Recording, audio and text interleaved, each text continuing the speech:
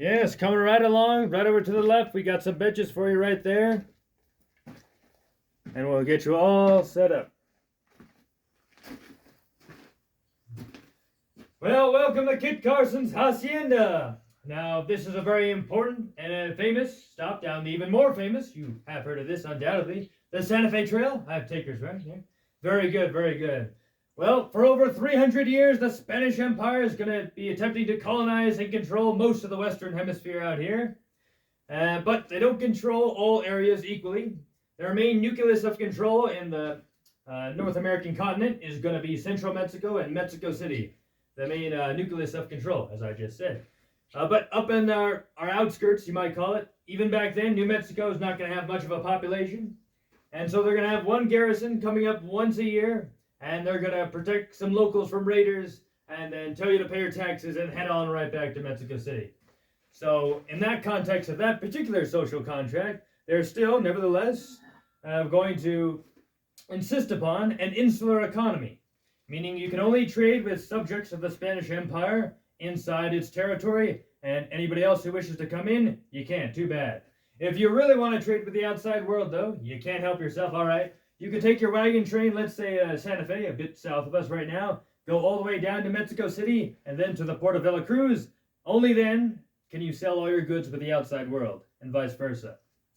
Now, of course, everybody listens here. They obey all that in New Mexico. Just kidding, no! Black market trade opens all up over here, especially in New Mexico, especially with the growing USA. As we continue to get more economically powerful, more trade, more markets are sought after all the time, but also as well at the time, the French and British Canadians as well.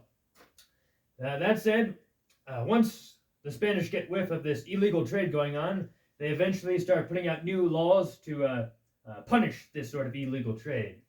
So they're going to have anybody who gets caught have all their goods confiscated, and then you're going to jail.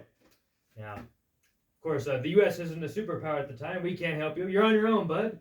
But one guy in Independence, Missouri in 1821, he's down in his luck, a lot of debt. So he gets together enough people, gets a large enough wagon train, and they start heading down from Independence, Missouri, all the way down to Santa Fe, New Mexico. Right when they get to the border, though, who do they run into? Yep, soldiers. I guess that is the end of the story right there. You can all leave now. That's it.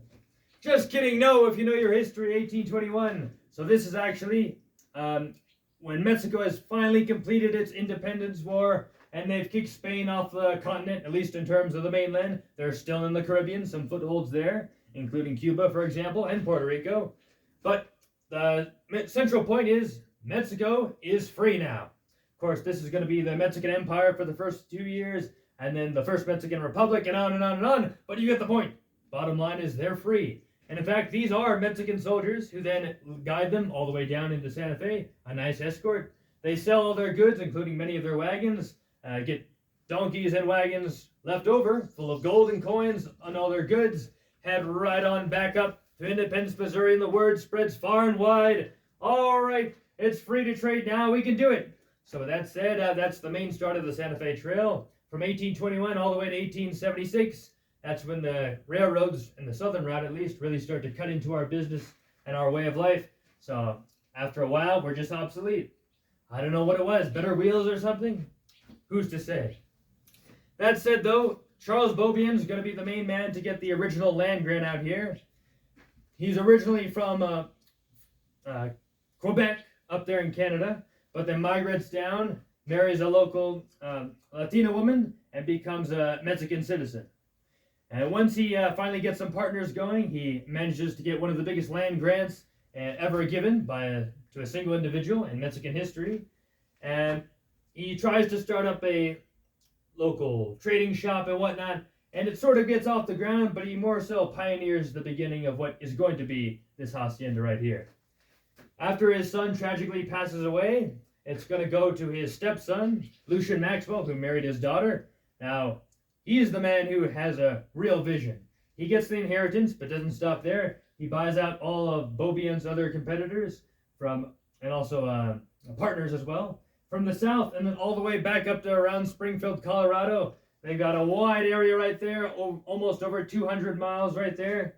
And in its time, it's going to be one of the single biggest land grants and purchased areas of land owned by a single individual in the entire North American hemisphere for quite a few years. So very famous man, to put it lightly, that Maxwell. Of course, he's going to do more than just what you're legally obligated to do, which is to get people to come down and settle, to prove it's yours, get it cultivated, get a bigger population going. He wants to make money. He's a genius in this way. So he has a great eye for this. He sets up this hacienda right here because he knows the Santa Fe Trail is really beginning to take life of its own. And within the first few years of operation, starting in 1848, like a magnet, there should be noted, the Santa Fe Trail was originally a few miles more to the east, about 2 miles. Like a magnet, when this gets set up by Maxwell, this hacienda brings it right over here like a magnet, right to where you drove up just now. So actually, you were driving on history just now. Congratulations.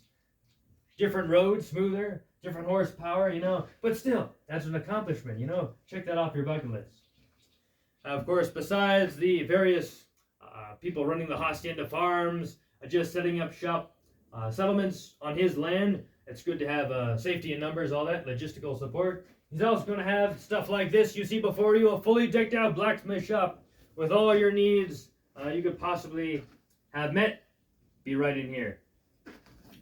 Now, as a good visual example of some of the biggest things we're going to be doing, typical jobs, we have a small chuck wagon behind you, but they would have had big freight wagons, which are going to be twice that size. In fact, if my head was a visual example, I would say the top of my head's going to go to about the middle of the wheel, the back wheel at least, and it's going to be pulled by 10 to 12 oxen. We're going to be using oxen specifically because, one, they're cheaper, two, they can pull more weight, second, they can eat some non-nutritious grass, all that, unlike the horses, which sometimes need oats, whatnot. And then fourth, if we're stranded, we can eat the oxen instead of the horse. There you go. Now, don't tell the oxen that wasn't in their contract. Right over here, though, you can see along the wheels, we have our nice iron tire. It's called a tire despite no rubber on it. And once you get out here in the hot New Mexico sun, a lot of that water is going to drain out of the wheel, and the wood's actually going to shrink. So that means the iron tire is going to eventually become too loose. And going down a very bumpy, unpaved road, you can imagine a few miles short of Santa Fe, down to our south right there, it could come off. What are you going to do then? No one's going to come out there and help you, most likely at least. So you might have to redistribute some items, possibly just leave some stuff behind, lose quite a profit. That's no good.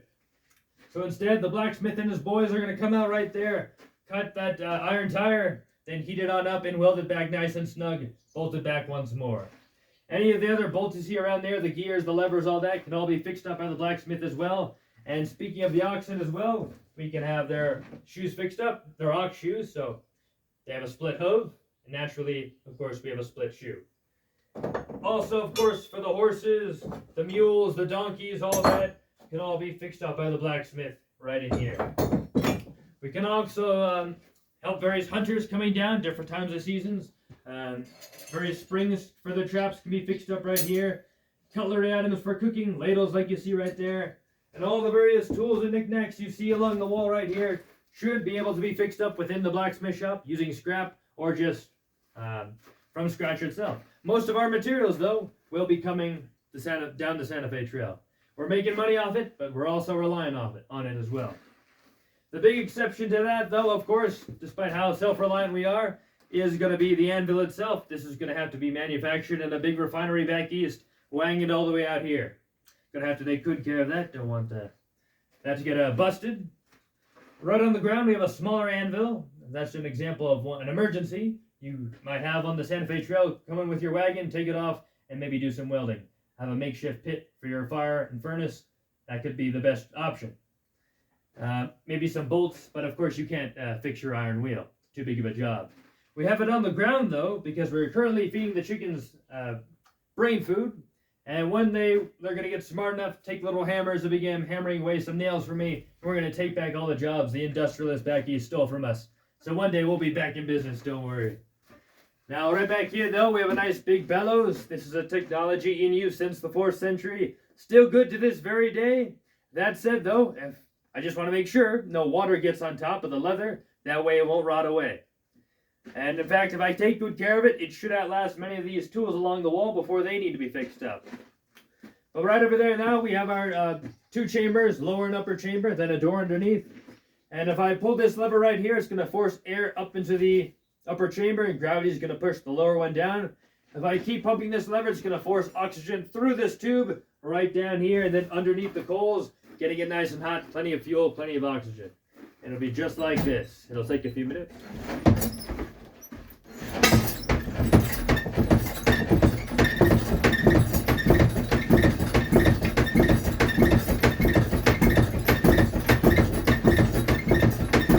You can let me know if you see a flame.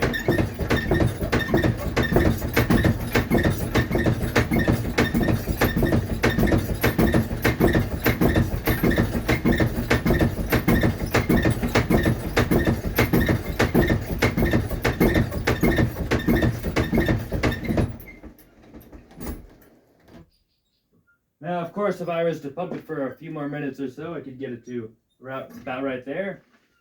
And that should last the entire day as long as I keep an eye on it. And if I wanted to go to bed and maybe get it going in the morning after just a few pumps, all I should have to do is put some coals on top and make a little oven protected underneath. And it should be good in the morning after a few pumps. That said, though, I've had to restart it almost every morning, so it might be an urban myth by now, I think. If I get some gas from the fire back into the tube and somehow gets into the bellows, could cause a mini explosion. Now, I'm sure that would be very entertaining for you all, but not for me though. So there is a small flap right in here. It's going to come right back down as soon as I'm done pulling this lever. No problems there. Speaking of safety though, I have 3 main airways, 1, 2, and 3, and then 2 chimney stacks, 1 and 2 right there. And it's perfectly designed so that I only breathe in half the soot. There you go. And overall, I got my bricks right down there, and then my adobe chimney stack. The adobe I'll get into later in the Hacienda, but this is really good for absorbing heat, keeping it hot for the coals as well, and me a bit cooler. Now, of course, I don't always notice the difference when it's 80 or 90 degrees out, but maybe I just don't know what I'm missing, so in that case, I'll be grateful. In fact, I at least know it works in the bricks, because the chickens occasionally go right inside right there and lay some eggs. I find them later, pull them out, and they're not hard-boiled. So there you go. In fact, right this morning, there you go right there. Don't worry, I'm not pulling your leg. That's the real deal. I know, right? Yes.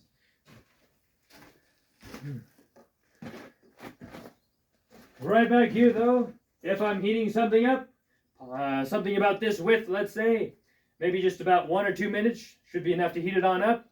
If it's something thicker, something bigger as well, maybe like a hammerhead, possibly 15 to 30 minutes, just depends. Now, I want to get it to yellow, orange, red, then yellow again. Then I want to pull it out before it begins to get too hot. And I'll know because it'll begin sparkling like the 4th of July, a firecracker or something. That means that the metal is too hot to the point of breaking off and into little bursts over here. Could shoot off all over the place, could get my eye, real dangerous. But more important to the business, of course. I don't want my product to be defective. So that means I got to make sure I'm always keeping my eye on the ball right there. Now let's... Yeah. I have another big piece right there heating up for a project later, but we don't have to worry about that. I should be able to touch most of this, by the way, even if this was heated up. Sometimes if the heat source is far enough away, I can just grab it with my bare hand. Or if it's too hot, one of my gloves, or one of my tongs right over there. I have quite the variety, as you can see. But that said, though, I can bring it then over here to the anvil, hammer away to my heart's content, forge whatever needs to be done with my bare hands. Some extensions required, of course, but you knew that. In terms of the business strategy, or side of the blacksmith shop, Maxwell put in the initial investment, so naturally, he gets half of everything I make. The rest of it should all go back to me, though, unless, let's say, over 100 wagons are showing up, then okay, maybe I bring on a few extra hands to help me out over the course of, let's say, 2 days of chugging them all. But despite the fact that I have many workers helping me out, theoretically at least, I am getting most of that pay. Why is that, though? Well, I got a lot of journeymen coming through, apprentices working for me a few years at a time. They're working mostly for free. I love it. It's a great. I personally think it's a great system. That said, though, of course they get room and board, so there. And their main purpose for doing what they're doing, keep this in mind, is they're just trying to learn all the secrets of the trade, all the skills they could possibly need to go out on their own later in life. Once they felt they've learned all they can from me, they'll go find 2, maybe 3 other blacksmiths, be with them for a few years, and then say, all right, I'm valuable, I have the knowledge, invest in me, please. So they get some capital going, investments, all that, benefactors essentially. They can start a blacksmith shop or operation wherever demand is high, and then they can bring on journeymen, apprentices of their own, and pay back their creditors with interest. And then, after that, pretty much, the cycle continues all over again. So if any of you would like to be blacksmiths, just go where demand is high right now, okay? And you can start by working for me for free, 3 years. I know. Get this, though. I won't even make you sign a contract, okay? But if you go back in your word, then no horse for you. You just have to walk all the way back home. That's simple as. There you go. You're not stranded. Don't worry. Yeah. Now that said, of course, Maxwell is going to be inviting various people to come work down here, as mentioned earlier. People like the blacksmith. But his most famous guest to help run the hacienda was his good old friend, Kit Carson, the man himself, a real legend in his lifetime. Now he's going to be an outdoorsman, explorer, essentially adventurer, early in life a hunter, a trapper, then an Indian agent, a colonel in the army. So many events in history he witnessed firsthand and was a part of it. Now Maxwell and Kit Carson, they meet each other going down the Philmont expedition, which is named after John C. Philmont, another very colorful character, another big favorite of mine, I have to say. They're going to be going down to California, mapping out the area, exploring. But eventually, Philmont doesn't tell Kit Carson. He has another reason for going there. He eventually starts the Bear Flag Revolt in California, trying to break it away, and it becomes its own independent republic for a few days at most. And that said, that doesn't really stop there. In fact, it spirals into the Mexican-American War eventually. So Kit Carson is dragged all over the place. He didn't even know he was signing up for it, but he's fighting in all sorts of different battles, running away from enemies all over the place, and just amazing adventures. He has a truly incredible life, and many more just like that later in life as well. But years after the fact, he does get that invitation from Maxwell, his old friend, and he asks, hey, will you help me out, Kit? Help run this hacienda. I'm trying to set up this pit stop along the Santa Fe Trail. Quite lucrative, but there's quite a lot of Indian tribes coming around, and you have a good relationship with quite a few of them. So maybe you can help me out. Sounds like a plan. He agrees to come down, and he would have lived in the hacienda about just like this right here. You see along right there, the walls over there. I could take you room by room, show you all what was inside, what each room was used for, all the knickknacks and whatnot, all at your own pace. Feel free to ask any questions. How does that sound? Sound good? All right. Well, I'll take you down right over there to the door. I'll lead the way, and we'll be heading down. Don't worry, my chickens will be supervising the blacksmith shop. Everything will be quite all right.